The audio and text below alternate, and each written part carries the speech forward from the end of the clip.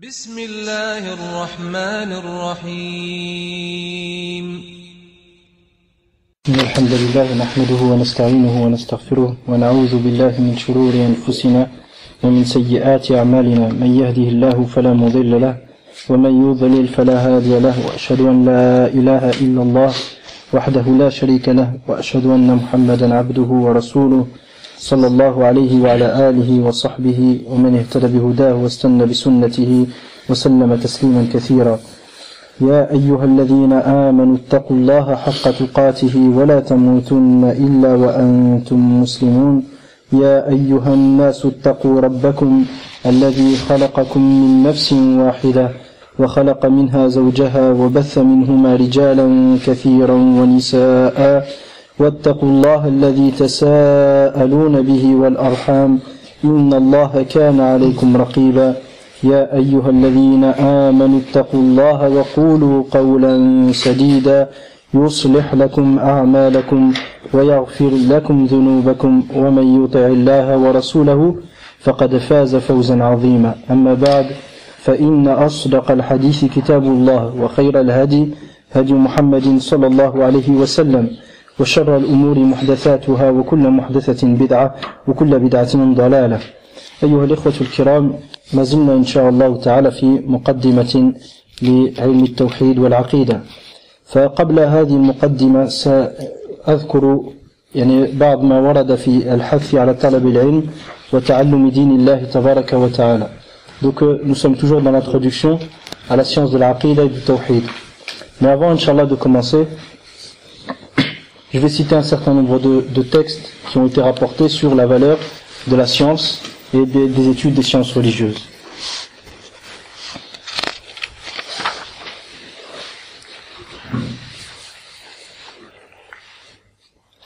طيب، فبعد أن ذكرنا في الدرس الماضي أو في الدرس الماضي ما الآيات القرآنية التي ذكر فيها فضل العلم وفضل أهل العلم. إن شاء الله تعالى سنذكر اليوم الحديث النبوية في طلب العلم ومنزلته. Donc la dernière fois nous avions parlé d'un certain nombre de versets du Coran qui traitaient de la valeur de la science et des gens de science. Et aujourd'hui, Inch'Allah, nous allons évoquer certains hadiths du prophète sallallahu alayhi wa sallam. طيب، كتب الهدي النبوي حافلة بمئات الأحاديث الشريفة التي يأمر فيها الرسول صلى الله عليه وسلم بالعلم ويحض عليه ويبين منزلة العلماء وشرفهم وما ينبغي لهم أن يتخلقوا به ويحرصوا عليه. Donc les hadiths du prophète sallallahu alayhi wa sallam il y a des centaines de hadiths, des centaines de hadiths qui parlent de la valeur de la science et dans lesquels le prophète sallallahu alayhi wa sallam a montré la valeur des savants et la valeur de la science. Et de même le comportement que les savants se doivent d'avoir. Et c'est-à-dire le prophète a aussi incité à pratiquer justement ce comportement-là et à le mettre en pratique. Puis nous avions évoqué certains hadiths que dans le Sahih al-Bukhari, il y a plus de 100 hadiths qui parlent de la science, de l'apprentissage des sciences religieuses et de l'incitation à apprendre. ففي صحيح البخاري مثلا أكثر من 100 حديث في العلم وطلبه والحث عليه، حتى أن الإمام البخاري رحمه الله تعالى أفرد لها كتابا خاصا في صحيحه جعله بعد كتاب الإيمان وسماه كتاب العلم. À tel point que l'imam al-Bukhari رحمه الله a mis un grand chapitre spécifique à la science et à la valeur à la science et ce qui découle de cette science-là. Et il l'a nommé le chapitre de l'ilm. Donc ça, nous en avions déjà parlé dans le cours précédent. Et puis nous étions arrêtés au premier hadith, à savoir Muawiyah radiyallahu anhu قال سمعت رسول الله صلى الله عليه وسلم يقول من يريد الله به خيرا يفقهه في الدين رواه البخاري ومسلم. Donc فالفقه في الدين من أعظم الخير الذي يوفق الله إليه عباده فمن لم يوفق للفقه في الدين فدل ذلك على أن الله عز وجل لم يرد به خيرا عافاني الله وإياكم. Donc nous étions arrêtés au premier hadith où le prophète sallallahu alayhi wa sallam dit, selon Muawiyah ibn Abi Sufyan radiyallahu anhu, il dit: j'ai entendu le message d'Allah sallallahu alayhi wa sallam dire, celui à qui Allah veut du bien, il lui accorde la bonne compréhension de la religion. Donc la bonne compréhension de la religion, c'est l'un des plus grands bienfaits qu'Allah puisse te donner. et on comprend par la bimafhoum al-mukhalafa, par la compréhension, par l'opposé, que celui à qui Allah n'a pas donné et n'a pas permis de comprendre la religion, c'est qu'il ne lui a pas voulu de bien, qu'Allah nous en préserve. Maintenant, c'est à nous de faire les efforts justement pour obtenir ce bien-là. فعلينا نحن أن نحرص على تعلم دين الله عز وجل وأن لا نبقى عاجزين كاسلين وأن نقول بأن الله عز وجل لم يريد بنا خيرا. تقدم يعني اعملوا فكل ميسر لما خلق له. Agissez et faites des actes, comme il dit le prophète sallallahu alayhi wa sallam, faites des efforts, agissez et à chacun Allah lui facilitera la chose pour laquelle il a été créé. فإنك لن تدري يعني لا تعلم هل الله عز وجل يريد بك خيرا أو لا يريد حتى يقع الأمر. Tu ne peux pas savoir si Allah veut du bien pour toi ou te veut pas de bien, si Allah veut que tu comprennes la religion ou pas, jusqu'à ce que la chose arrive. فتقدم واعمل واحرص وسترى. Donc c'est à toi de faire et d'agir et tu verras inchallah ce qu'il en sera. Pas de te dire non, j'ai pas appris, je connais pas, donc c'est qu'Allah il veut pas de moi, il veut pas de bien pour moi. Ça tu sais pas le savoir encore, ta vie elle est pas finie. فحياتك لم تنتهي فما دمت حيا فطلب العلم من المهدي لا يعني إلى اللحد أو كذا كما قيل من المهدي لا إلى اللحد أو كما قيل. Donc طلب العلم c'est depuis le berceau jusque la tombe. C'est à nous simplement de faire des efforts.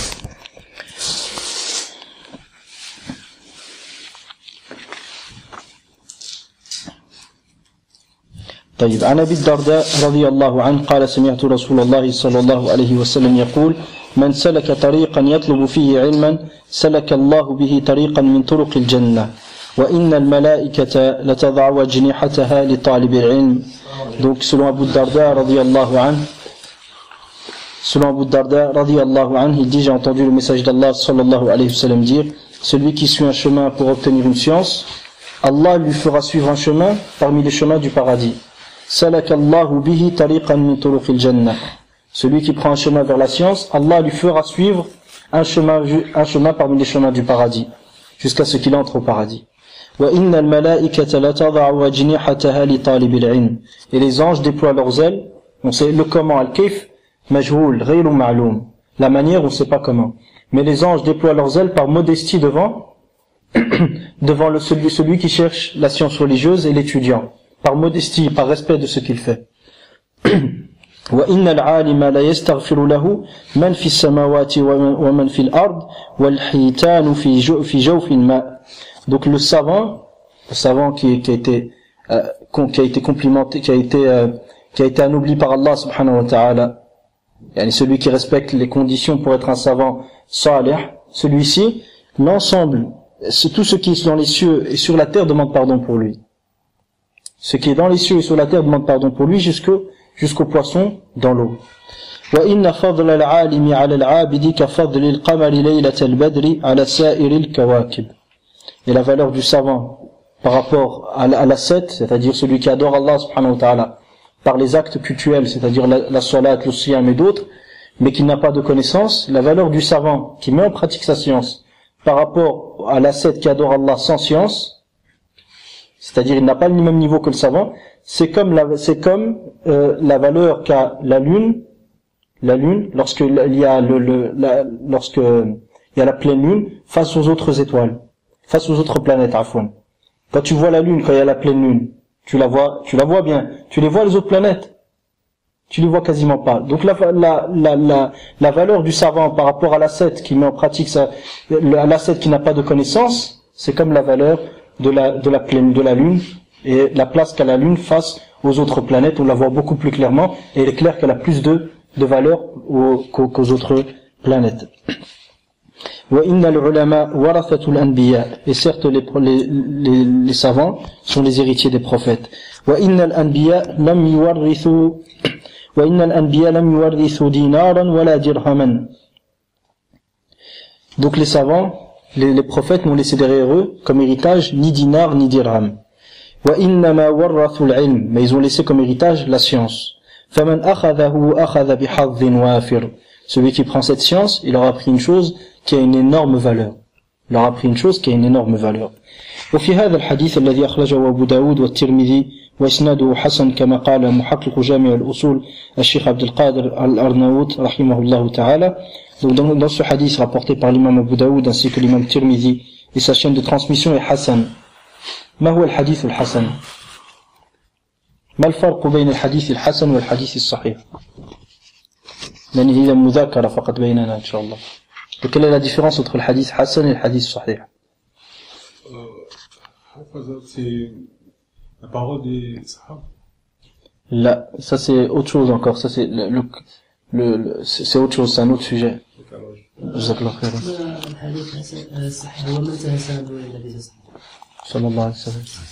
الحسن كذلك، يعني الحسن درجة من درجات الحديث، ولكن هناك فرق بين الحديث الحسن والحديث الصحيح، فرق واحد. ألا ليس بين النبي صلى الله عليه وسلم وبين الراوي ثلاثة؟ لا ليس كذلك.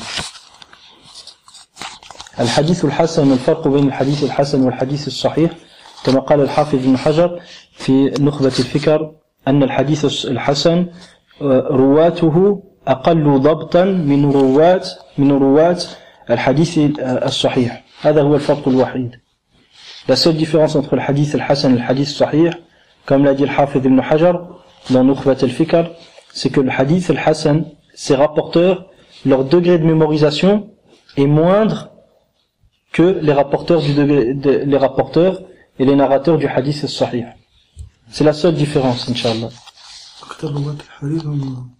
لا يعني رواة الحديث الحسن أقل ضبطا في ضبطهم لما يعني تحملوه من الحديث وحفظوه، وطريقة يعني وكيف يؤدونه، يعني طريقة ضبطهم أقل أو ضبطهم أقل من ضبط رواة الحديث الصحيح. Donc c'est le degré de mémorisation, comment ils le mémorisent et comment ils le transmettent. Ce degré de mémorisation est un peu en dessous du degré du hadith as-sahih, d'accord, des narrateurs du hadith as-sahih. Mais sinon, le hadith al-hasan ou le hadith as-sahih ou le hadith al-hasan ou le hadith as-sahih, soit si on dit que le hadith, le terme hadith, إذا قلنا بأن الحديث يعني عبارة أو لفظة حديث أو لفظ الحديث لا يطلق إلا على ما رفع إلى النبي صلى الله عليه وسلم، فكلا الحديثين الحسن والصحيح يعني مرفوع إلى النبي صلى الله عليه وسلم. Donc le hadith hasan et le hadith sahih, les deux remontent au prophète صلى الله عليه وسلم. Donc il n'y a pas d'interruption dans la chaîne de transmission. ليس هناك انقطاع في السند، ولكن الفرق الوحيد أن الحديث الحسن رواته أقل ضبطا من رواة الحديث الصحيح كما قال وذكره الحافظ ابن حجر في نخبة الفكر في نخبة الفكر شرح نزهة النظر. Donc le Hafiz ibn Hajar a fait un livre dans la science du hadith qu'il a nommé Nuzhatun Nazar, puis il l'a expliqué, il l'a commenté, il a nommé l'explication Nukhbatul Fikr. Donc ça, c'est un livre c'est-à-dire c'est par ce livre-là que celui qui, par exemple, qui va avoir une connaissance basique, يعني من أراد يكون يعني أن تكون له دراية في مصطلح الحديث فليبدأ بنخبة الفكر كما ذكره الشيخ عبد الله السعد حفظه الله. Donc ce hadith qu'on vient de citer a été rapporté par l'imam Abu Daoud et l'imam Tirmidhi et a été jugé comme étant Hassan par الشيخ عبد القادر الأرناؤوط رحمه الله تعالى. وفي هذا الحديث بيان التكريم العظيم الذي يناله طالب العلم. Donc dans ce hadith on voit il y a un exposé de la grande valeur, de la grande noblesse et la grande valeur qui est accordée à celui qui cherche les sciences religieuses. فالملائكة تضع له أجنحتها تواضعا وتوقيرا. Les anges déploient leurs ailes devant Talib al-Ilm par modestie et par respect de ce qu'il fait. والمخلوقات الكثيرة في السماوات والأرض والبحار والتي لا يعلم عددها إلا الله سبحانه كلها تستغفر لطالب العلم وتدعو له. Et toutes les et un grand nombre de créatures. Lorsque le prophète sallallahu alayhi wa sallam, لما قال النبي صلى الله عليه وسلم وإن العالم لا يستغفر له من في السماوات ومن في الأرض، من وإن كانت يعني إن كانت تفيد العموم إلا أن المقصود هنا الكثير من في السماوات والأرض، ليس كل من في السماوات والأرض. واضح؟ Donc je continue Inch'Allah. Donc là, un grand nombre de créatures présentes dans les cieux, sur la terre et dans la mer, et dont on connaît le nombre, qu'Allah subhanahu wa ta'ala demande pardon pour l'étudiant des sciences religieuses et invoque Allah subhanahu wa ta'ala en sa faveur. ويكفي طالب العلم فخرا أنه يسعى للحصول على ميراث النبوة. Et il suffit à celui qui cherche les sciences religieuses, il lui suffit comme fierté qu'il est en train d'œuvrer pour obtenir l'héritage du prophète sallallahu alayhi wa sallam. ويترك أهل الدنيا لدنياهم التي اجتمعوا على فتاتها وشغلوا بحطامها وتكالبوا عليها. Et il délaisse les gens de la dunya qui se sont préoccupés simplement de ramasser les bienfaits de cette dunya et les plaisirs de cette dunya. طيب إن شاء الله ننتهي هنا نقف هنا إن شاء الله on va s'arrêter ici pour c'est ce qui concerne l'incitation et les textes qui montrent la valeur de la science et des gens de science. ونرجع إن شاء الله إلى ما قد بدأناه وهو قراءة كتاب الشيخ عبد الله القرني حفظه الله المعنون بأنوار الرحمن في إسقاط الأحكام. فالشيخ تكلم في أول الكتاب عن تحقيق التوحيد ومعنى التوحيد ومعنى العبادة ومعنى الألوهية ومعنى الإله. فإن شاء الله نرجع إلى ما قد ذكره الشيخ. وكنا قد وقفنا عند يعني الفصل الذي سماه الشيخ الضرورة النفسية والشرعية للألوهية. Donc là dernier on revient donc au livre de Cheikh Abdullah Al-Qarni dans lequel il a mentionné un certain nombre de sujets sur le sens de l'ilah, de la divinité, de l'adoration, du fait de diviniser. Qu'est-ce que ça veut dire? Donc nous avions parlé de ça auparavant. Maintenant, Inch'Allah, nous sommes arrivés à un point qui est la nécessité légale et la nécessité spirituelle d'adorer Allah subhanahu wa ta'ala.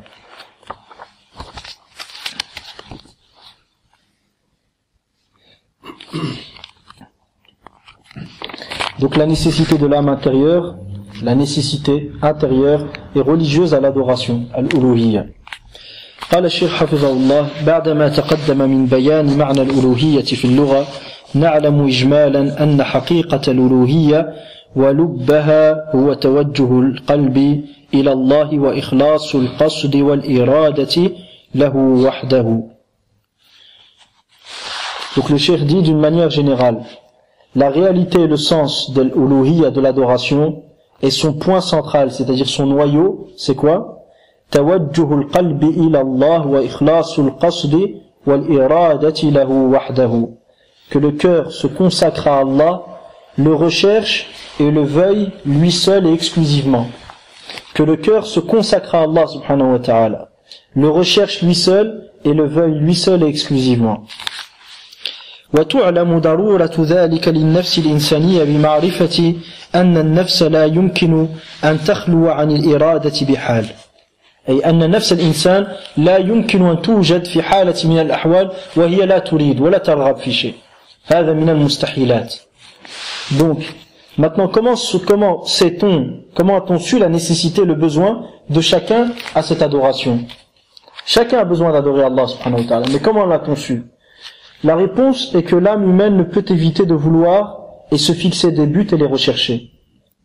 Or, l'âme humaine a été prédisposée à ne vouloir et ne faire de son but réel dans la vie qu'Allah Ta'ala. Il est impossible de trouver l'âme humaine dans une de ces situations et dans un cas de figure où elle ne veut rien, où elle ne désire rien. Ça, c'est pas possible. Forcément, à chaque moment de sa vie, elle veut quelque chose. Et, يعني انطلاقا من هذه القاعدة وتلك يقول الشيخ وتلك الإرادة لا بد لها من مراد وغاية. وتلك الإرادة لا بد لها من مراد وغاية. والنفس مفطورة على أن لا يكون مرادها وغايتها إلا الله فلا تطمئن إلا إليه. Et or l'âme humaine a été prédisposée à ne vouloir et ne faire de son but réel dans la vie qu'Allah subhanahu wa ta'ala. Par conséquent, cette âme ne trouvera son repos qu'auprès d'Allah. L'âme ne trouvera son repos qu'auprès d'Allah tabaraka wa ta'ala. Ensuite, il lui reste deux choix à l'âme. Soit elle s'accorde à sa fitra et recherche et se rapproche d'Allah exclusivement, soit elle dévie, préférant suivre ses penchants naturels, al-hawa, et les passions vers le shirk, vers le shirk. Donc elle a deux choix à la suite de ça. Chaque âme humaine, à chaque instant de sa vie, elle a envie de faire des choses. À ce moment-là, elle a deux choix. Soit elle s'accorde à sa fitra, à sa prédisposition naturelle, et elle recherche à se rapprocher d'Allah tabaraka wa ta'ala exclusivement, soit elle se dévie de sa fitra, elle délaisse sa prédisposition naturelle pour choisir quoi? Pour préférer suivre ses penchants naturels, al-hawa, et les passions jusqu'à arriver au shirk, afanillah wa iyyakum min. والنفس مفطورة على أن لا يكون مرادها وغايتها إلا الله فلا تطمئن إلا إليه فإما أن تخلص في قصده وطلبه وتتفق مع فطرتها. هذه الحالة الأولى أن تخلص النفس في قصده من الضمير يرجع إلى من؟ إلى الله تبارك وتعالى. فأن تخلص في قصد الله تبارك وتعالى، لا تقصد غيره، لا تتوجه ولا يفزع القلب إلا إلى الله سبحانه وتعالى. فإما أن تخلص في قصده وطلبه وتتفق في هذه الحالة مع فطرتها التي فطرت على أن لا تتوجه إلا إلى الله سبحانه وتعالى. هذه الحالة الأولى وهي حالة السعداء. Et cette situation, la première, qui est qu'elle s'accorde à sa fitra, que l'âme s'accorde à sa fitra et recherche Allah subhanahu wa ta'ala exclusivement, cette fitra-là, cette première solution et ce premier état est la situation des gens qui ont été bien heureux en ce bas monde et dans l'au-delà. وَمَنْ عَمِلَ صَالِحًا مِنْ ذَكَرٍ أَوْ أُنْثَى فَلَنُحْيِيَنَّهُ حَيَاةً طَيِّبَةً وَلَنَجْزِيَنَّهُمْ أَحْسَنَ مَا كَانُوا يَعْمَلُونَ. Et quiconque accomplit de bonnes œuvres parmi les hommes et les femmes tout en étant croyants, nous allons certes leur accorder une belle vie et dans l'au-delà nous les récompenserons par les meilleurs actes qu'ils accomplissaient. وإما وهذه الحالة الثانية والاختيار الثاني عافاني الله وإياكم منه وإما أن تنحرف عنه اتباعا للأهواء والشهوات إلى الشرك. Soit la deuxième solution, c'est qu'elle dévie préférant suivre ses penchants naturels et ses passions vers le shirk. Les penchants naturels comme les shubuhat, les ambiguïtés et ainsi de suite, et les shubuhat ici, c'est tout ce qui est ce que l'être humain aime, l'argent, les femmes, etc., jusqu'à arriver vers le shirk. Afanillah wa iyyakum. يقول الإمام ابن تيمية رحمه الله: إن النفس لا تخلو عن الشعور والإرادة بل هذا الخلو ممتنع فيها، أي لا يمكن أن توجد النفس في حالة من الأحوال وهي لا تريد ولا ترغب ولا تشعر، هذا مستحيل. وهذا الشعور بل هذا الخلو أي الخلو من الشعور والإرادة ممتنع فيها، فإن الشعور والإرادة من لوازم حقيقتها، أي حقيقة النفس من لوازمه أنها تريد وتشعر. فإن وجد من لا يريد ولا يشعر فلم تتحقق فيه حقيقة النفس البشرية. ولا يتصور أن تكون النفس، يعني ما ذكرته بين قوسين ليس كلام ابن تيمية، يعني لما قلت فإذا وجد من لا يشعر وهو افتراض، لو وجد من لا يشعر ولا يريد فهذا لم تتحقق فيه حقيقة النفس البشرية. ولا يتصور أن تكون النفس إلا شاعرة مريدة، أي تشعر وتريد. ولا يجوز أن يقال إنها قد تخلو في حق الخالق تعالى عن الشعور بوجوده وعدمه، أي لا يجوز أن يقال بأن النفس قد تخلو من الشعور بوجود الله أو عدمه، لا، مستحيل. مستحيل أن تشعر لا بوجود الله، أن لا تشعر لا بوجود الله ولا بعدمه، هذا مستحيل. وعن محبته وعدم محبته، لا يمكن أن توجد النفس أو أن تخلو النفس من الشعور أو من محبة الله أو عدم محبته، إما أنها تحب خالقها وبارئها وإما أنها لا تحبه. وحينئذ فلا يكون الإقرار به ومحبته من لوازم وجودها. أي إذا افترضنا أنه قد توجد النفس البشرية من غير شعور لا بوجود الله ولا بعدمه ومن غير شعور لا بمحبة الله ولا بعدم محبته، فإذا صح هذا الافتراض صح أنه أن الإقرار بوجود الله تبارك وتعالى والإقرار بمحبته ليس من لوازم وجود النفس البشرية. وما دام هذا الافتراض باطل فما ينتج عنه باطل كذلك. واضح؟ على كل حال هذا كلام ابن تيمية رحمه الله لنفهم. يعني أحيانا ابن تيمية يرد على الفلاسفة والمتكلمين فيسلك طريقتهم ليرد عليهم. واضح؟ نعم. كان يفترض أنه إذا افترض أن وجود نفس بشرية خالية من الشعور ومن الإرادة ومن محبة من الشعور بوجود الله أو عدم الشعور بوجوده، أنها قد تشعر بوجود الله وقد لا تشعر، ليس هذا عفوا، قد توجد في حالة لا تشعر بوجود الله ولا تشعر بعدمه، لا تحب الله ولا تبغضه، يعني قد توجد في حالة هي في الوسط. إذا صح هذا الافتراض صح أن الإقرار بوجود الله تعالى والإقرار بمحبته ليس من لوازم وجود النفس. ونحن ماذا نقول؟ ماذا يقول أهل السنة؟ وجود النفس البشرية والفطرة البشرية والإنسان مفطور على محبة الله والإقرار بوجوده تبارك وتعالى والإقرار بإلهيته تبارك وتعالى. مجرد وجود الإنسان يعني بفطرته التي خلقها الله فيه دال على وجود الله تبارك وتعالى وعلى محبته تبارك وتعالى. أي إذا ترك هذا الإنسان من غير أن تجتاله الشياطين فتحرفه وتبعده عن طريق الله سبحانه وتعالى. طيب سأترجم إن شاء الله يعني ما قد ذكر سابقا. فشيخ l'Islam Ibn Taymiyyah rahimahullah ta'ala il dit simplement il y a certains passages, c'est pas philosophique mais c'est une manière un peu philosophique de traiter de la chose. Pourquoi?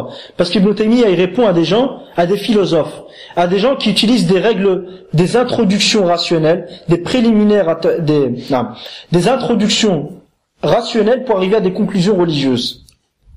Ils utilisent des introductions مقدمات عقلية للتوصل إلى حقائق شرعية إلى حقائق شرعية. هذه هي طريقة المتكلمين. طريقة المتكلمين, donc la voie de certains qui ont été appelés les mutakallimin, c'est qu'ils utilisent des introductions rationnelles pour arriver à des réalités légales. Mais c'est pas dans tout, parce que le sunna aussi ils utilisent certaines fois des règles rationnelles pour arriver à des choses dans la religion. Mais à la kulli hal, Inch'Allah, juste pour comprendre ici, la prochaine fois, je ramènerai, si Allah subhanahu wa ta'ala permet, une définition plus précise de tariqatul mutakallimin, ou, ilm al-kalam, la science de kalam, qu'est-ce que c'est? Pourquoi je dis ça? Parce que dans ce qui va suivre des paroles d'Ibn Taymiyyah, ça peut avoir l'air un peu compliqué. Mais c'est juste pour comprendre qu'Ibn Taymiyyah est en train de répondre à des gens qui utilisent des règles rationnelles pour traiter des sujets religieux. Donc il leur répond de la même manière. Donc il dit quoi Ibn Taymiyyah rahimahullah? Il dit l'âme humaine ne peut s'empêcher d'avoir des sentiments et de vouloir des choses. C'est impossible de trouver l'âme humaine sans qu'elle ait des sentiments. Ou de trouver une âme humaine qui ne veut rien. Dans sa vie, veut rien. Tu veux quoi? Rien. C'est pas possible. Il ment quand il dit veut rien. Il veut quelque chose. Il veut que tu le laisses tranquille déjà. Ça c'est déjà une chose. Donc l'âme humaine ne peut s'empêcher d'avoir des sentiments et de vouloir des choses. Il est impossible qu'elle soit vide de ses sentiments et de volonté. C'est impossible. Car la présence même de l'âme humaine implique forcément qu'elle soit pourvue de sensations et objectifs et volonté. La présence même de l'âme humaine. Dès qu'on imagine al-nafsul bashariya, l'âme humaine, forcément, elle a des sentiments, elle a des objectifs dans la vie, elle a des volontés. Et en aucun cas, on ne peut dire qu'il soit possible que l'âme humaine n'ait aucune sensation de l'existence ou de l'inexistence du Créateur. C'est pas possible de trouver une âme humaine qui n'a ni de sensation qu'Allah existe ou qu'Allah n'existe pas. Ou qu'il soit possible que l'âme humaine ne ressente ni d'amour, ni d'absence d'amour envers Allah. Ça c'est impossible. Soit elle aime Allah, soit elle l'aime pas. Mais dire que ni elle l'aime, ni elle l'aime pas, ça n'existe pas.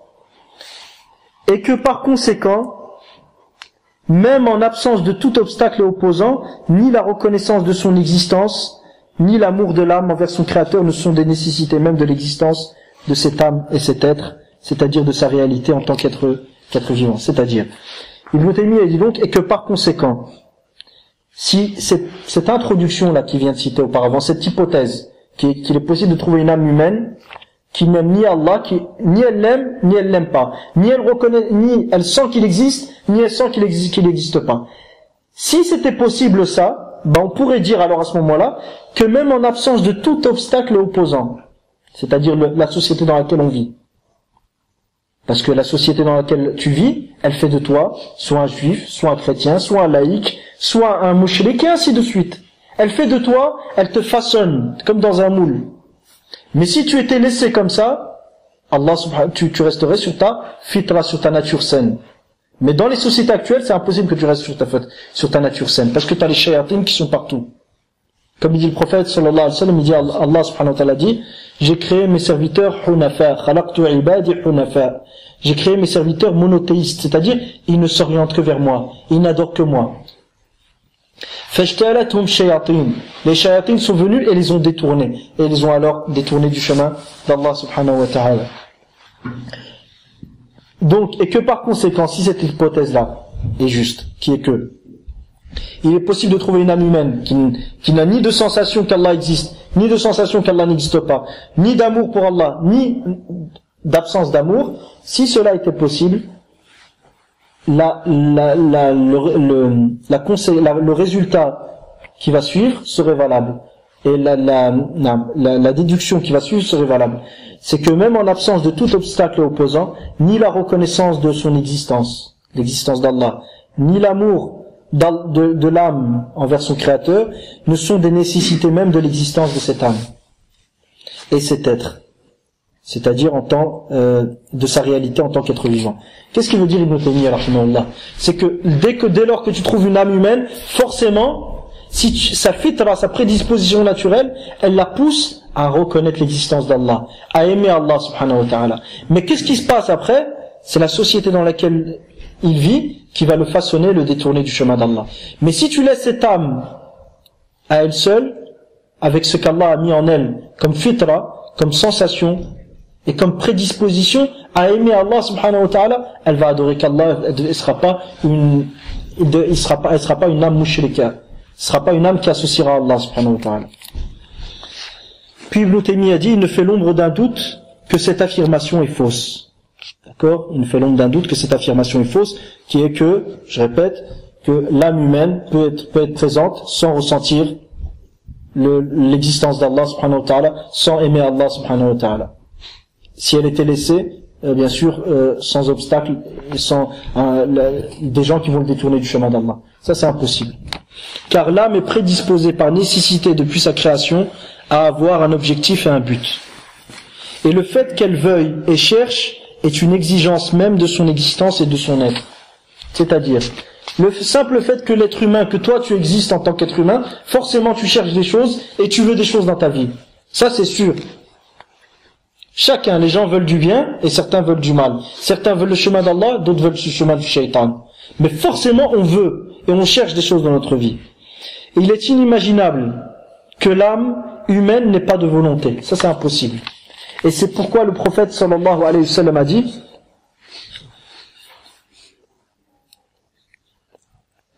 et c'est pourquoi le prophète sallallahu alayhi wa sallam a dit, les noms les plus véridiques sont Al-Harith et Hammam, rapportés par Abu Daoud et Ahmed.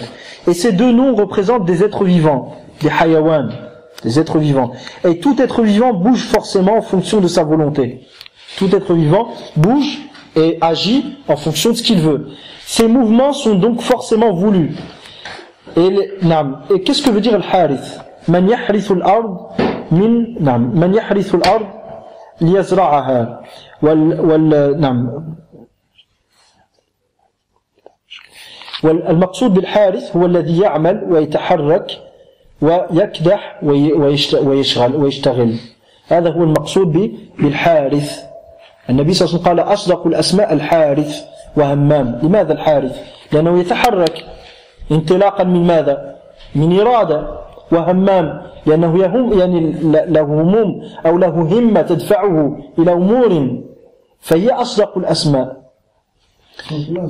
لا أصدق الأسماء لا، ليست من أسماء الله عز وجل. أصدق الأسماء لا لكل حال يعني ليست من أسماء الله تبارك وتعالى، حاشا. ولكن المقصود بأن هذه الأسماء تتحقق فيها يعني جميع البشرية يتصفون بهذه الصفات. Et ces deux noms représentent des êtres vivants, des hayawan, et tout être vivant bouge forcément en fonction de sa volonté. Ces mouvements sont donc forcément voulus. Les mouvements de l'être humain sont donc des mouvements voulus et qui ont pour objet, finalité, de concrétiser un objectif, un but. Et si tel est le cas, tout être vivant possède une volonté, tout être vivant qui possède une volonté a nécessairement et obligatoirement un but. Si tel est le cas, que tous les êtres vivants bougent et tous les êtres vivants ont des volontés, c'est que forcément ils ont un but.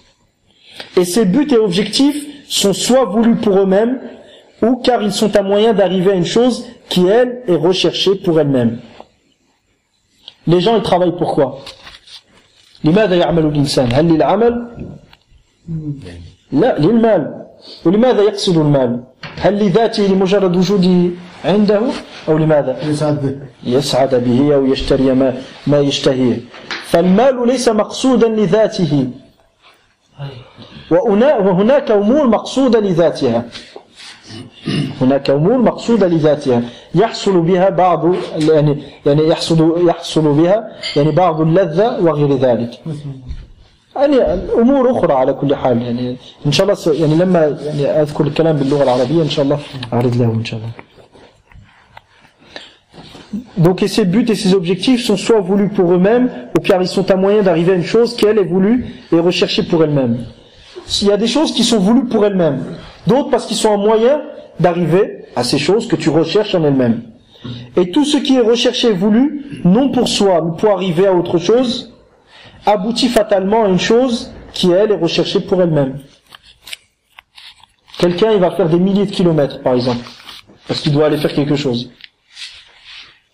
Il a envie de faire ces milliers de kilomètres ou pas? Il a envie. Mais est-ce que c'est la fatigue qu'il y a dans ces milliers de kilomètres qu'il cherche? C'est pas la fatigue. Qu'est-ce qu'il cherche? Il doit aller voir sa mère, par exemple. Est-ce que c'est compris? Donc tout ce qu'on veut dans la vie se divise en deux. Soit c'est des choses qu'on veut pour elles-mêmes, soit c'est des moyens d'arriver à des choses qu'on vise pour elles-mêmes. D'accord? Il est donc impossible que tout ce que l'homme veut et cherche derrière ses mouvements ne soit pas des objectifs en soi. Jusqu'à ce qu'Ibn Taymiyyah dise, et si, comme nous l'avons vu, l'être a forcément besoin d'objectifs et de but final qu'il cherche et veut, sache donc que ce but final n'est autre que Al-Ilah, le Dieu que le cœur divinise. D'accord? Sache donc que ce but final n'est autre que le Dieu que le cœur divinise. Quelqu'un, toute sa vie, il court après le plaisir de l'argent, le plaisir de la célébrité, toute sa vie. لا يصلي ولا يبالي بالصلاة ويرتكب يعني الفواحش وكل ما حال بينه يعني كل ما يعني استطاع التوصل من خلاله إلى شهوته فيعني يرتكبه. لا يبالي لا بالصلاة ولا بأي شيء. المقصود الرئاسة أنه يعرف. طيب هذه الرئاسة التي يقصدها ويبذل كل ما في جهده من أجلها هي إلهه لأنها المقصودة من حياته يعيش لها ويموت من أجلها. الذين يموتون من أجل الوطن ومن أجل القومية ويبذلون أرواحهم من أجلها. كل ما يفعلونه في حياتهم اليومية حتى المتاعب والمشقة وغير ذلك يقصدونها لا لذاتها وإنما لأنها تنصب في مصلحة رفع الوطنية والقومية التي لا تفرق بين المسلم والكافر. فهؤلاء إلههم من؟ القومية، لأنهم يوالون ويعادون من أجله، يقصدونها لذاتها، وغيرها مما هي وسائل لتحصيل هذه اللذة ولتحصيل وللوصول إلى هذا المقصود، وهو رفع راية القومية والوطنية، كلها وسائل لتحصيل المقصود الأعظم. وهذا المقصود الأعظم هو إلههم، ليس خالقهم، إلههم. حتى لو قالوا لا إله إلا الله واعترفوا بأن الله خلقهم، لم يتخذوا الله عز وجل إلها، اتخذوه خالقا ولم يتخذوه إلها، فأشركوا في إلهي في ألوهية الله تبارك وتعالى. Par exemple, ceux qui font de la nation et du nationalisme leur but, ils sacrifient leur vie pour ça. Ce nationalisme qui ne fait distinction ni entre le croyant, ni entre le mécréant, ni entre le musulman, ni entre le mushrik. Son but, c'est que le nationalisme soit élevé. C'est que son parti politique ait le dessus. Et il se fatigue, il fait des efforts, il est là dans des colloques, dans des réunions, et il aime faire ce qu'il fait, même s'il y a une fatigue dedans. Il aime prendre sa voiture, faire des centaines de kilomètres, accrocher des feuilles, même s'il se fatigue. Pourquoi tout ça? Parce que son but, c'est ce qu'il y a derrière. C'est que son parti politique et son nationalisme soient élevés au-dessus de tout et qu'il ait la victoire. Donc il sacrifie toute sa vie pour ça. Donc c'est qui son Dieu à lui? Son ilah, c'est qui? C'est son parti, c'est son nationalisme. Même si son créateur c'est Allah subhanahu wa ta'ala, même s'il dit la ilaha illallah, il n'a pas compris la ilaha illallah. Parce que ilah, le Dieu, c'est qui? هو الذي تأله وتقصده وتتجه إليه كما ذكرنا سابقا. الشيخ ماذا قال؟ قال وحقيقتها حقيقة الألوهية ولبها هو توجه القلب إلى الله وإخلاص القصد والإرادة له وحده. فهذا الإنسان لم يخلص القصد ولا التوجه إلى الله، بل توجه إلى غيره ورفع اسما غير اسم الله تبارك وتعالى، ورفع دينا وشرعا غير شرع الله. Donc cette personne-là, le sens même de la divinité, qu'est-ce que c'est? De l'adoration, afwan. Qu'est-ce que c'est? C'est que ton cœur s'oriente exclusivement vers Allah. Et que dans tes recherches, celui que tu vises pour lui-même, c'est qui? C'est Allah subhanahu wa ta'ala. Mais cette personne-là nationaliste, c'est quoi son but? C'est quoi son but? C'est pas que la loi d'Allah soit élevée, c'est la loi du shaitan qui soit élevée. C'est pas que la sharia d'Allah subhanahu wa ta'ala est le dessus, non, c'est que la sharia du shaitan est le dessus. Donc il faut bien faire la différence entre le créateur et le Dieu. Comme celui qui dit la ilaha illallah, mais qu'est-ce qu'il fait? Il combat avec les kuffars contre les musulmans. Cette personne-là, si toute sa vie, il est en train d'œuvrer, toute sa vie, il dit la ilaha illallah, il fait salat et d'autres, mais dans sa vie, il a fait des efforts pour quelle parole est dessus? Kalimatullah ou kalimatul ladhina kafaru? La parole d'Allah ou la parole de ceux qui ont mécru? La parole de ceux qui ont mécru. La parole du shaitan. Comme dit Allah subhanahu wa ta'ala, alladhina amanu yuqatiluna fi sabilillah walladhina kafaru yuqatiluna fi sabilit taghut. Ceux qui croient, ceux qui ont cru, ils combattent dans la voie d'Allah. Et ceux qui ont mécru, ils combattent dans la voie du taghut. Pas dans la voie d'Allah subhanahu wa ta'ala. Donc ils élèvent la parole de qui? La parole du shaitan et du taghut et des lois contraires à la loi d'Allah. Donc ces gens-là, même s'ils disent la ilaha illallah, ils n'ont pas compris le sens de la ilaha illallah. Et ces gens-là seront dans le degré le plus bas en enfer, qu'Allah nous préserve. Inna al-munafiqina fi ad-darki al-asfali min an-nar, afani Allah wa iyyakum min an-nifaq, wa aslaha Allah subhanahu wa ta'ala fasada qulubina. Qu'Allah nous préserve de l'hypocrisie et purifie c'est-à-dire la corruption de nos cœurs. Puis Ibn Taymiyyah a dit donc, sache donc que ce but final n'est autre que Al-Ilah, le Dieu, que le cœur divinise. Donc chaque serviteur a forcément un Dieu, un Ilah. Tout le monde a un Dieu. Imma Allah ou le shaitan. Soit Allah, soit le shaitan. Donc chaque serviteur a forcément un Dieu et un Ilah. Chaque serviteur a forcément un Dieu, Ilah. Nous pouvons donc conclure que le serviteur est prédisposé à aimer son Dieu et sa divinité. À aimer son Dieu et sa divinité. Que sa divinité soit Allah subhanahu wa ta'ala ou que ce soit autre qu'Allah tabaraka wa ta'ala. Fin de citation Dar Ta'arud al-Aql wal-Naql, volume 1, al-Mujallad al-Thamin, الصفحة 64 بعد 100 الرابعة الخامسة والستين بعد المئة الرابعة. Donc fin de citation des paroles de Cheikh Islam Taymiyyah dans son livre Dar al-Ta'arud al-Aql wal-Naql, volume 8, page 464 et 465. Je termine Inch'Allah en arabe. Donc Ibn Taymiyyah rahimahullah à la suite de ça dit: ولا يجوز أن يقال إنها أي النفس البشرية قد تخلو في حق الخالق تعالى من الشعور بوجوده وعدمه وعن محبته وعدم محبته، وحينئذ إذا صح هذا الافتراض فلا يكون الإقرار بمحبه أي بالله سبحانه وتعالى ومحبته من لوازم وجودها، وهذا ولو لم يكن لها معارض، بل هذا باطل، أي هذا الاستنتاج باطل. وذلك أن النفس لها مطلوب مراد بضرورة فطرتها، النفس لها مطلوب مراد بضرورة فطرتها، أي فطرة التي فطرها الله عليها. وكونها مريدة أي كون النفس تريد من لوازم ذاتها، أي مجرد وجودها يدل على أنها تريد. لا يتصور أن تكون نفس الإنسان غير مريدة، لا يتصور أن تكون نفس الإنسان لا تريد ولا ترغب. ولهذا قال صلى الله عليه وسلم في الحديث الذي أخرجه أبو داود وأحمد رحمهم الله: أصدق الأسماء الحارث وهمام. وهي حيوان. ما معنى حيوان؟ أي حي. الحيوان كائن، كل كائن حي له ملكة تمكنه من الإحساس والتحرك بكامل جسمه أو بجزء منه، كما يعني ذكر في تعريف كلمة الحيوان.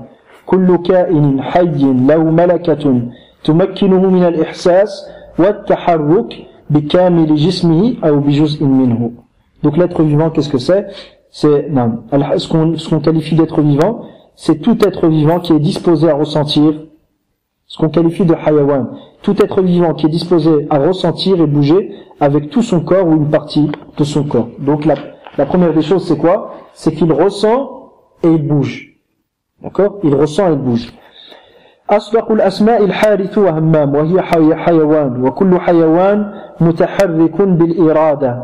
كل حيوان متحرك بماذا؟ بالإرادة، فلا بد لها من حركة إرادية، لا بد لها من حركة إرادية. وإذا كان كذلك، أي إذا كان للإنسان لا بد أن تكون حركاته تنشأ من حركة إرادية داخلية، إذا كان كذلك فلا بد لكل مريد من مراد. كل من يريد، وهو كل نفس بشرية تريد، كلها لا بد لها من مراد، أي شيئا تريده، لا بد لها أن يكون لها مقصود.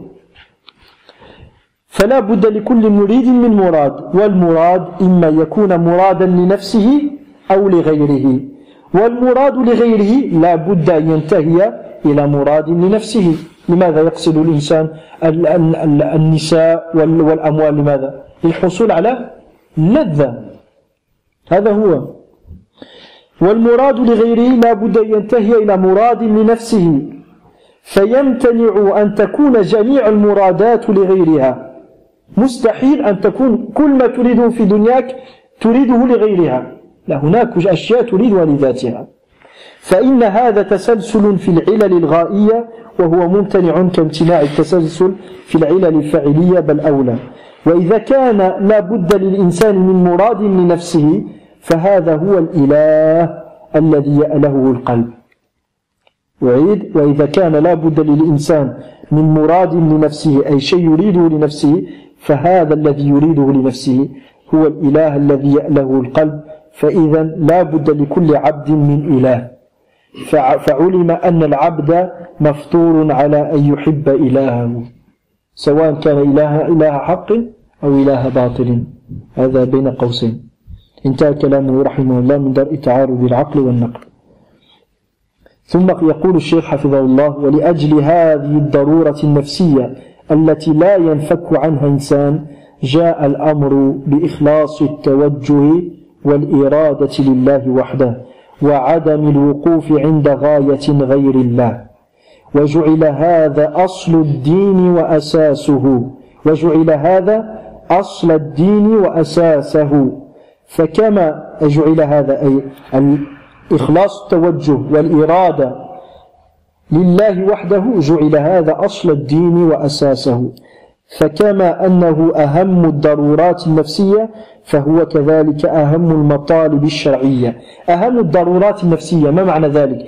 أي أن النفس البشرية لن تستقيم ولن تسعد إلا بتحقيقه فهو كذلك أهم المطالب الشرعية وأصلها أي أن الإنسان لا يكون مسلما محققا لدين الله تبارك وتعالى داخلا في ولاية المسلمين وخارجا من ولاية الكافرين المشركين إلا بتحقيق هذا المطلب وهو عبادة الله وحده وترك عبادة ما سواه الذي يعني ذكره الشيخ بقوله إخلاص التوجه والإرادة لله وحده وعدم الوقوف عند غاية غير الله تبارك وتعالى ثم يقول حفظه الله ورعاه وهو حقيقة إخلاص الدين لله فإذا سألك سائل ما هو إخلاص أو حقيقة إخلاص الدين لله فقل حفظك الله هو إخلاص التوجه والإرادة لله وحده وعدم الوقوف عند غاية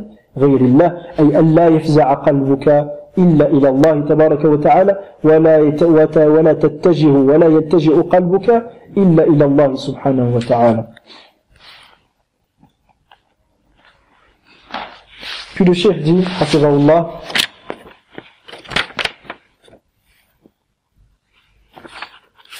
et en raison de cette exigence de l'âme humaine, c'est-à-dire ce qu'on a cité précédemment, que toute âme humaine cherche, veut, et forcément elle va bouger pour réaliser ce qu'elle veut en soi, ce qu'elle recherche dans cette vie, forcément elle va tout faire pour l'obtenir.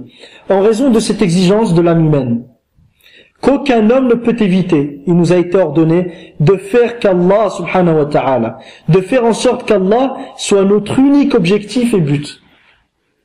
Pour cette raison, il nous a été ordonné de faire en sorte qu'Allah subhanahu wa ta'ala soit notre unique objectif et but, et de ne jamais s'arrêter et chercher une autre finalité et un autre but qu'Allah tabaraka wa ta'ala. Et de ne jamais s'arrêter et chercher une autre finalité et un autre but qu'Allah. Et pour cette raison aussi, ce qui a précédé, c'est-à-dire que ton cœur ne s'oriente que vers Allah subhanahu wa ta'ala, que ton cœur ne divinise qu'Allah tabaraka wa ta'ala. D'accord? Et que ton cœur, ton objectif principal soit qui? Soit Allah subhanahu wa ta'ala. Et pour cette raison aussi, ce qui a précédé, donc ce qu'on vient de citer, est le asl de notre dîn et son fondement. Le pilier fondamental de la religion, sans lequel la religion ne pourrait pas être réalisée. Celui qui ne réalise pas, il ne sera même pas entré dans l'islam. Qu'Allah nous préserve. Donc au même titre que ce qu'on vient de voir est la plus grande des exigences de l'âme humaine, c'est-à-dire que l'âme humaine ne peut jamais obtenir son bonheur, ne peut jamais être tranquille, ne peut obtenir sa tranquillité, son repos intérieur qu'en agissant de la sorte. Que son objectif final et son seul et unique objectif soit qui? Allah subhanahu wa ta'ala. Tant que l'âme humaine ne fait pas ça, tant que chacun d'entre nous ne fait pas ça, on ne sera jamais tranquille. وَمَنْ أَعْرَضَ عَنْ ذِكْرِي فَإِنَّ لَهُ مَعِيشَةً ضَنْكًا. Quiconque s'éloigne de mon rappel, il aura une vie malheureuse. Donc tant qu'on ne réalise pas ce but-là, qu'Allah subhanahu wa ta'ala soit notre seul et unique objectif, et qu'on s'oriente vers lui, et que nos cœurs s'apaisent à son rappel, tant qu'on ne fait pas ça, on ne sera jamais heureux. On aura toujours un manque intérieur, un vide spirituel, qui fera que grandir jour après jour, jusqu'à te mener des gens, qu'Allah nous préserve, au suicide, parce que ils n'arrivent plus à rester dans ce corps. Ils n'arrivent plus à rester dans ce corps, ils n'arrivent plus à vivre. Donc au même titre que ce qu'on vient de voir est la plus grande des exigences de l'âme, il représente, c'est-à-dire ce qu'on vient de citer, représente l'objectif religieux le plus important, et le fondement sans lequel aucun autre point du dîn de la religion ne pourrait être accepté ou exister. C'est-à-dire que nul ne pourrait être musulman, et nul ne pourrait sortir du rang des mécréants vers le rang des musulmans qu'en réalisant ce point-là. Là on parle de l'islam al-haqiqi. Là on parle de l'islam réel. Je parle pas de l'islam en apparence. L'islam en apparence c'est autre chose. Al-munafiq, l'hypocrite, c'est un musulman en apparence. Il a les ahkam des musulmans. D'accord? Mais là je parle de l'islam al-haqiqi, le véritable islam, sans lequel nul ne peut entrer au paradis. Donc celui qui ne réalise pas ce point-là ne peut, sans ce point-là, aucun autre point du dîn ne pourrait être accepté et exister. Et comme il est impossible que l'homme ne soit heureux, et reposé et vive une réelle tranquillité intérieure que par cette base de la religion, il en est de même pour al-akhira, l'au-delà. Il ne pourra être sauvé, être heureux et obtenir le bonheur au paradis que s'il remplit les conditions suivantes. Quelles sont-elles? Vouer une soumission exclusive à Allah en l'unifiant dans son adoration à l'uluhiyya. ثم قال الشيخ حفظه الله ولهذا نعم وكما لا يمكن أن يتحقق للعبد النعيم والطمأنينة في الدنيا إلا بأن يكون الله هو مراده وغايته، فكذلك لا يمكن أن يتحقق له النعيم والنجاة في الآخرة إلا بإخلاص الدين له بتحقيق توحيد الألوهية. Donc السعادة في الدنيا والسعادة في الآخرة كلاهما منوط ومعلق بماذا؟ بتحقيق التوحيد لله رب العالمين، بإخلاص العبادة لله وحده، وتحقيق توحيد الألوهية وتحقيق توجه القلب وتعلق القلب بالله سبحانه وتعالى وحده، وأن لا يصرف نوع من أنواع العبادة لغير الله تبارك وتعالى. طيب، ولهذا وقع كثير من الناس اليوم في شرك الإرادة والتوجه، واتخذوا بذلك معبودات من دون الله أيا كانت تلك المعبودات، لأن الإنسان لا يمكن إلا أن تكون له غاية ومراد يكدح أن يتعب إليه في حياته كدحا، أن يتعب من أجل تحصيله ويوجه إليه همه وسعيه. وكل هذا يؤكد على الحقيقة الكبرى، وهي لزوم إخلاص الإرادة لله وحده.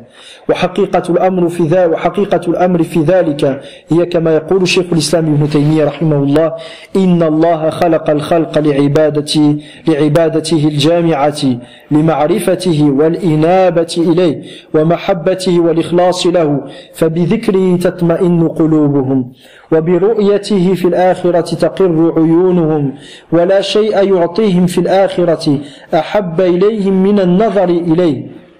لا شيء يعطيهم الله سبحانه وتعالى في الآخرة أحب إليهم من النظر إليه، ولا شيء يعطيهم في الدنيا أعظم من الإيمان به.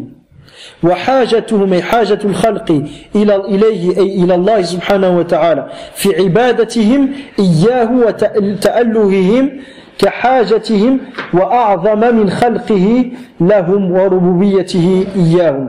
أي حاجتنا إلى عبادة الله سبحانه وتعالى وتأليه الله تبارك وتعالى، والتأله أي التعبد لله أعظم من حاجتنا إلى أن الله يخلقنا ويرزقنا ويربينا تبارك وتعالى. فإن ذلك هو الغاية المقصودة لهم، أي التأله والتعبد لله هو الغاية المقصودة، هي الغاية المقصودة للإنسان، وبذلك يصيرون عاملين متحركين، ولا صلاح لهم ولا فلاح ولا نعيم ولا لذة بدون ذلك بحال، بل من أعرض عن ذكر ربه فإن له معيشة ضنكا ونحشره يوم القيامة أعمى. ولهذا كان الله لا يغفر أن يشرك به ويغفر ما دون ذلك لمن يشاء، ولهذا كانت لا إله إلا الله أحسن الحسنات، وكان التوحيد بقول لا إله إلا الله رأس الأمر. واعلم أن هذا حق الله على عباده أن يعبدوه ولا يشركوا به شيئا، كما في الحديث الصحيح الذي رواه معاذ عن النبي صلى الله عليه وسلم أنه قال: أتدري ما حق الله على عباده؟ قال: قلت أي معاذ الله ورسوله صلى الله عليه وسلم أعلم. قال: حق الله على عباده أن يعبدوه ولا يشركوا به شيئا. أتدري ما حق العباد على الله إذا فعلوا ذلك؟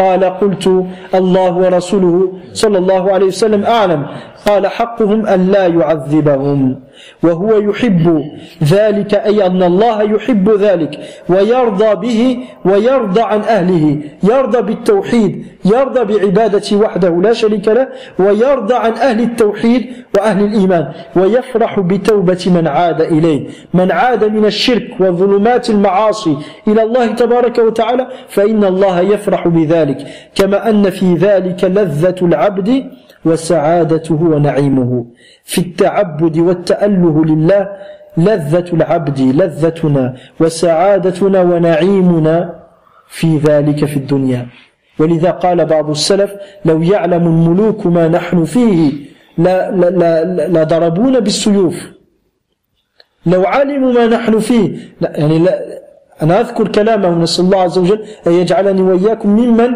ذاق وعاش وانتهت حياته في هذه اللذة التي ذكروها قالوا لو علم الملوك ما نحن فيه لضربون عليه بالسيوف فلذة الإيمان لا شيء أعظم منها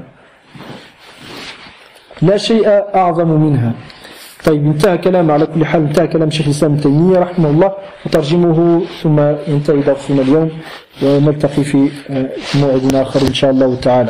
Donc je vais traduire Inch'Allah les paroles d'Ibn Taymiyyah pour terminer. Donc le cheikh dit, et comme il est impossible que l'homme ne soit heureux, reposé et vive une réelle tranquillité intérieure que par cette base de la religion, il en est de même pour l'akhira. Il ne pourra être sauvé, être heureux et obtenir le bonheur que s'il remplit la condition suivante. Quelle est-elle? Vouer une soumission exclusive à Allah en l'unifiant dans son adoration. En unifiant Allah dans son adoration. C'est pas terminé. ماذا قال الله عز وجل قال فادخلي في عبادي وادخلي جنتي تأمل قوله تعالى فادخلي في عبادي فادخلي في عبادي وفي قراءة أخرى فادخلي في عبادتي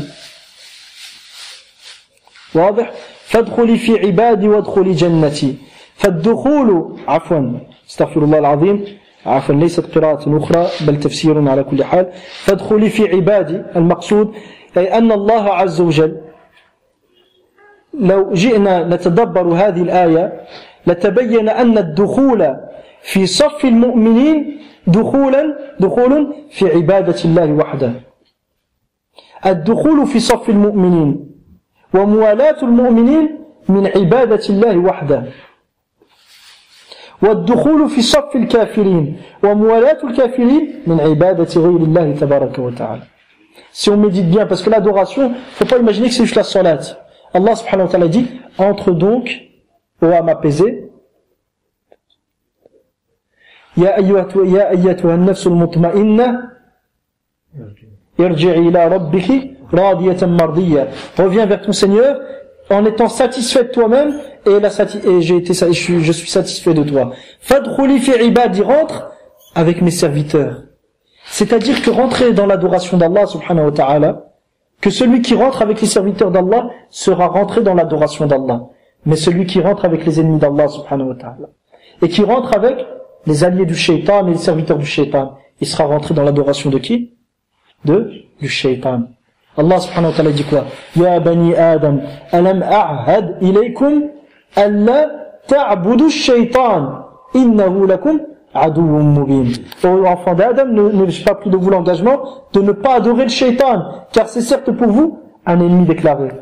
ثم ماذا قال الله عز وجل الذين آمنوا يقاتلون في سبيل الله والذين كفروا يقاتلون في سبيل الطاغوت فقاتلوا أولياء من؟ الشيطان إن كيد الشيطان كان ضعيفا فالقتال في صف الطاغوت عبادة للشيطان. C'est compris. Allah subhanahu wa ta'ala nous dit quoi? Ceux qui ont cru et combattent dans la voie d'Allah, et ceux qui ont mécru et combattent dans la voie du Tarout. Puis après il dit quoi? Combattez les alliés du shaitan. Car certes la ruse du shaitan est très faible. Et dans l'autre verset il dit, ô enfants d'Adam, n'ai-je pas pris de vous l'engagement de ne pas adorer qui? De ne pas adorer le shaitan. Et là il dit, ceux qui combattent dans la voie du ceux qui ont mécru, ils combattent dans la voie du shaitan. Donc combattre dans la voie du shaitan est une adoration à qui? au shaitan. Donc quand on dit l'adoration, qu'il faut adorer qu'Allah, ça ne veut pas dire juste faire soujoud pour Allah, ça ne veut pas dire que ça. C'est pas de jamais se retrouver dans le camp des mécréants contre les croyants. Parce que se retrouver dans le camp des mécréants contre les croyants, هذا شرك في الموالاة أو في النعم عفوا شرك في الولاء. Le fait d'entrer de soutenir et de se retrouver dans le camp des mécréants contre les croyants, c'est du shirk dans l'alliance. Allah Azza wa Jalla dit quoi? قل أفغير الله قل أغير الله يتخذ وليا. Dis est-ce autre qu'Allah que je vais prendre comme allié? فاطر السماوات والأرض وهو يطعم ولا يطعم قل إني أمرت أن أكون أول من أسلم ولا تكونن من المشركين. Jusqu'à la fin du verset, il dit, il me fut ordonné d'être le premier de ceux qui se soumettent à Allah seul, et de ne pas être, et que tu ne sois jamais, du nombre des mushrikin. Le shirk ici qui est mentionné, c'est le shirk dans quoi? Dans l'alliance. Comment se réalise ce shirk-là? C'est quand tu prends autre qu'Allah comme base d'amour et de haine. Tu t'allies, tu te désavoues. Ou que tu te retrouves dans le rang des mécréants contre les alliés d'Allah subhanahu wa ta'ala. Tu les aides même par la moindre des choses. Tu te retrouves à ce moment-là comme un associateur et tu auras adoré autre qu'Allah subhanahu wa ta'ala. C'est un shirk auquel il faut faire très très attention. Le shirk, quand on dit l'adoration d'autre qu'Allah, c'est pas simplement la prosternation. Là, il y a d'autres formes. Le seul qui mérite le droit de légiférer, c'est qui? Celui qui a le droit absolu de légiférer, c'est qui? C'est Allah subhanahu wa ta'ala. حق التشريع المحض حق عفوا حق التشريع المطلق لله وحده. Le droit de législation absolu appartient à Allah subhanahu wa ta'ala seul. Donc si jamais tu reconnais ce droit-là autre qu'Allah, qu'est-ce que tu auras fait? Tu auras associé à Allah. Parce qu'Allah subhanahu wa ta'ala dit aussi قُلْ أَغَيْرَ اللَّهِ أَتَّخِذُوا قُلْ أَغَيْرَ اللَّهِ أَبْتَغِي حَكَمًا وَهُوَ الَّذِي أَنزَلَ إِلَيْكُمُ الْكِتَابَ مُفَصَّلًا. Dis, est-ce autre qu'Allah que je vais prendre comme hakam, comme juge suprême, alors que c'est lui qui vous a révélé le livre détaillant en toutes choses. Comme il a dit dans l'autre verset, قُلْ أَفَغَيْرَ اللَّهِ أَتَّخِذُ وَلِيًّا. Dis, est-ce autre qu'Allah que je vais prendre comme allié? Là il a dit, dis, est-ce autre qu'Allah que je vais prendre comme juge suprême. Donc comme tu n'as pas le droit de prendre un autre qu'Allah comme allié, c'est-à-dire tu t'aimes et tu te désavoues pour lui, ton alliance et ton désaveu tu le voues pour lui, tu le soutiens contre les croyants, comme tu n'as pas le droit de faire ça, tu n'as pas le droit de prendre autre qu'Allah comme juge suprême. Donc si tu prends autre qu'Allah et que tu dis c'est cet autre-là, cette chose-là, ce qu'elle décide que c'est halal, c'est halal, et ce qu'elle décide que c'est haram, ce sera haram. Ça c'est du quoi? C'est du shirk dans l'ibada, aussi dans l'adoration. Mais c'est du shirk dans quoi? Dans le hakimiyya. Certains te disent ce terme-là, le hakimiyya, là, on n'a pas le droit d'utiliser parce qu'il n'a pas été, Allah ne s'appelle pas le hakim, mais il s'appelle le hakam. Là, on dit à ce moment-là, il y a pas, si c'est juste un mustalah, c'est une terminologie, la mushahata fi l'istilah, wa ba'da ahli al-ilm, مثلا تجاوزوا كاسم الحديث المعلل. لا يقال الحديث المعلل هو خطأ يعني لغوي، ولكن تجاوزوا وقالوا الحديث المعلل. المقصود يعني تجاوزوا وقبلوا هذا المصطلح لأن المقصود حقيقته. Donc ce qui est à retenir, c'est que celui qui associe Allah subhanahu wa ta'ala dans son alliance, dans l'alliance, il prend autre qu'Allah comme allié, où il va s'allier, se désavouer pour lui. Ou celui qui associe autre qu'Allah dans le jugement, comme ceux qui reconnaissent aujourd'hui le droit à la majorité parlementaire de dire ce qui est permis et ce qui est interdit. Comme ceux qui rentrent dans les parlements dans les pays arabes et d'autres, même dans les pays dans le monde musulman aujourd'hui. Ceux qui rentrent dans les parlements et acceptent ce principe-là, que ce que la majorité parlementaire va décider, c'est ça qui sera permis. Et ce qu'elle va permettre, c'est ça qui sera permis. Ce qu'elle va interdire, c'est ça qui sera interdit. Tout ça, c'est du shirk. Qu'Allah nous en préserve. Donc, je continue les paroles du shirk. Il dit, la base pour être heureux en ce bas monde et dans l'au-delà, c'est de vouer une soumission exclusive à Allah en l'unifiant dans son adoration. Et on a vu l'adoration, c'est pas que le sujoud. C'est pourquoi on voit aujourd'hui un grand nombre de gens qui sont tombés dans le shirk, dans la volonté. En prenant à cause de ce shirk présent dans leur cœur, des êtres qu'ils ont adorés en dehors d'Allah. Quels que soient ces objets d'adoration. Donc il veut que quelqu'un le rapproche d'Allah. Qu'est-ce qu'il fait? Il va sacrifier pour lui. يذبح له ويقدم له القرابين من أجل أن يقربه إلى الله سبحانه وتعالى. فهو قصده وجعله في منزلة الإله فقدم له القرابين جعله في منزلة الله سبحانه وتعالى من أجل أن يقربه إلى الله تبارك وتعالى. Car l'être humain ne peut s'empêcher d'avoir un but et un objectif qu'il s'efforcera dans sa vie de réaliser et de consacrer tous ses efforts et ses préoccupations en vue de réaliser ce but.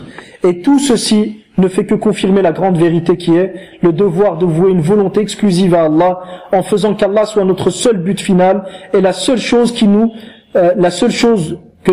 nous efforcerons de concrétiser dans cette vie, c'est-à-dire l'adoration d'Allah subhanahu wa ta'ala. C'est-à-dire la chose qu'on va s'efforcer de réaliser, c'est l'adoration d'Allah tabaraka wa ta'ala. Et de cette manière-là, on aura pris Allah comme divinité. La réalité, comme le dit Cheikh Islam Ibn Taymiyyah rahimahullah, il dit, donc c'est la parole par laquelle on va clore le cours, il dit Allah n'a créé la création que pour l'adoration, cette adoration qui réunit la connaissance d'Allah, le retour sans cesse vers Allah, l'inaba, mahabbatullah, son amour, la sincérité et l'exclusivité des actes à Allah seul. Donc je répète, il dit Allah n'a créé la création que pour son adoration, cette adoration qui réunit la connaissance d'Allah, le retour sans cesse vers lui, son amour, et quatrièmement, la sincérité et l'exclusivité des actes à Allah seul. Car c'est en se rappelant d'Allah que les cœurs s'apaisent. C'est en le voyant dans l'au-delà que le plaisir de l'âme atteindra son apogée. C'est en le voyant dans l'au-delà que le plaisir de l'âme atteindra son apogée. Et dans l'au-delà, Allah ne donnera pas une chose plus chère et plus aimée aux hommes que de leur permettre de le voir. C'est le plus grand plaisir qu'il puisse y avoir. Qu'Allah subhanahu wa ta'ala te permette de le voir. Et le pire des châtiments qu'il puisse y avoir pour les gens de l'enfer, c'est qu'Allah les empêche de le voir et ne leur adresse pas la parole. فنسأل الله تبارك وتعالى لذة النظر إلى وجه الكريم والشوق إلى لقائه من غير ضراء مضرة ولا فتنة مضلة. Et en ce bas monde, il ne saurait leur offrir. Allah n'offre une plus grande chose que la foi en lui seul. C'est le plus grand bienfait qu'Allah puisse te donner. Que tu adores Allah, que tu lui donnes aucun associé. Que tu t'allies aux alliés d'Allah et que tu te désavoues des ennemis d'Allah subhanahu wa ta'ala, et que tu ne les aides jamais contre les musulmans, et que tu ne traites pas autre que l'islam comme source d'amour. C'est-à-dire comme base par laquelle tu vas distinguer entre ton allié et celui qui n'est pas ton allié. Comme le font les nationalistes aujourd'hui et autres, les communistes et autres. Et leur besoin de l'adorer, le besoin des créatures d'adorer Allah et le diviniser est pareil et même plus grand que le besoin de le créer et que le besoin de les créer et qu'il soit leur Seigneur. C'est-à-dire qu'Allah subhanahu wa ta'ala, on a besoin qu'il nous crée. On a eu besoin de ça. Et que dans la vie de tous les jours, on a besoin qu'il s'occupe de nous. On a besoin qu'il nous donne ce dont on a besoin, ce que l'on cherche dans cette vie. Mais ce besoin-là que tu as, il est moins grand que le besoin de ton âme à adorer Allah. Parce que si tu adores pas Allah, tu seras vivant aux yeux des gens, mais en réalité tu seras mort. Ton âme sera morte même si ton corps sera vivant. Tu seras un cadavre qui marche dans la rue. Qu'Allah nous en préserve. Car cette uluhiyya, cette adoration, représente le but et l'objectif même de leur existence. Et c'est ainsi seulement que les hommes profiteront de leurs gestes et mouvements dans ce monde. C'est ainsi seulement qu'ils profiteront de leurs gestes et mouvements en ce monde. Et en aucun cas ils ne peuvent réussir, être heureux et goûter au réel plaisir sans réaliser ce but. Au contraire, celui qui s'éloigne du rappel de son Seigneur aura une vie malheureuse et il sera ressuscité dans l'au-delà. Et on le ressuscitera dans l'au-delà le jour dernier aveugle, qu'Allah nous en préserve. Ce qui explique pourquoi Allah ne pardonne pas qu'on lui donne des associés. Et il pardonne en dessous de ça à qui il veut. Et c'est pourquoi la ilaha illallah est la plus grande des hasanat. Et que le tawhid qui se réalise par la parole la ilaha illallah est la tête de l'édifice. L'édifice de l'islam, sa tête c'est quoi? C'est la ilaha illallah. Et sache que ceci est le droit d'Allah sur ses serviteurs, qu'il l'adore et ne lui donne aucun associé, comme on le voit dans le hadith sahih rapporté par Mu'adh ibn Jabal, selon le prophète sallallahu alayhi wa sallam. Le prophète lui a dit: Ya Mu'adh, sais-tu quel est le droit des serviteurs? Quel est le droit d'Allah envers ses serviteurs? Il lui a dit: Allah et son messager savent mieux. Ça on le dit à l'époque, quand il était vivant, le prophète sallallahu alayhi wa sallam. à l'époque du prophète, plus maintenant. Et il dit Allah et son messager savent mieux. Il lui a dit qu'il l'adore et ne lui donne aucun associé. Puis il lui a dit à Mu'adh, sais-tu quel est le droit des serviteurs sur Allah, c'est-à-dire ce qu'Allah s'est engagé de faire si jamais eux font cela. Il a dit Allah et son messager savent mieux. Le prophète sallallahu alayhi wa sallam dit qu'il ne châtie pas ceux qui ne lui donnent pas d'associés. Et Allah aime ceci, aime le tawhid et l'agrée et accorde sa satisfaction, c'est-à-dire il est satisfait de ceux qui le pratiquent, c'est-à-dire les gens du tawhid, les musulmans, les croyants. Il se ravit du repentir de celui qui revient vers le tawhid, même s'il s'est égaré dans les ténèbres et l'obscurité du shirk et de l'association et de l'alliance aux ennemis d'Allah subhanahu wa ta'ala et de toute forme de shirk qu'Allah nous en préserve. Il se ravit du repentir de celui qui y revient, sans oublier que le serviteur y trouvera son plaisir, son bonheur et son bien-être. C'est dans le tawhid que le serviteur trouvera son bonheur, son plaisir et son bien-être. انتهى كلامه رحمه الله. Fin de citation. Majmou al-Fatawi, volume 1, page 23 à 25. Et ici se termine le cours d'aujourd'hui. Nous sommes toujours donc dans une série de cours, c'est une introduction. C'est des introductions à la aqida, pour qu'on ait des notions claires sur la croyance. Là, on est toujours en train de parler du sens de ilah, al-ilah, la divinité, le Dieu, le sens de l'adoration. Et après, à la suite de ça, on fera suivre ces cours-là par d'autres cours, Inch'Allah ta'ala. Donc ce cours est le troisième dans l'introduction à la aqida. Wa barakallahu fikum. Sallallahu tabaraka wa ta'ala li wa lakum husn al-khatima. Sallallahu tabaraka wa ta'ala yusliha fasada qulubina. Allahumma tahhir qulubana min al-nifaq wa a'malana min al-riya wa alsinatana min al-kadhib warzuqna husn al-khatima ya rabbal alamin. Wa sallallahu wa sallam wa baraka ala nabiyyina Muhammad wa ala alihi wa sahbihi ajma'in. فما كان من صواب فمن الله وحده وإن أخطأت فمن نفسي ومن الشيطان وأستغفر الله.